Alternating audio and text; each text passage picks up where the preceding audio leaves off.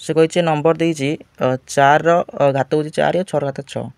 तो पचार तार total number of factor केते ठीक अच्छे तो सल्व करिया देख प्रथम लिखिली मुझे 4 घात 4 ए लिखिली 6 घात हूँ 6 तो मुझे 4 को कौन टाइम फैक्टर लिखिपारि 2 स्क्वायर हूँ 4 बाय 4 प्लस 6 को भांगी लिखी 3 इंटू 2 देखा टोटाल के 6 है तो आमर ये कत हो 2 टोटाल घात हूँ के 2 हेले 2 4 दूना के 8 प्लस यार हूँ 3 घात 6 2 घात भी 6 तो मुझे कौन कली ना 2 घात 6 2 घात 6 कमन नहीं आसली तो ये के ये 2 घात 2 प्लस ये टोटाल पुणी आस 3 घात 6 तो तेज कौन हम ना 2 घात 6 को 6 रो स्क्वायर हूँ 4 आमर 3 6 है 3 3 9 3 27 तो 27 स्क्वायर यानी 27 स्क्वायर हूँ के हूँ 749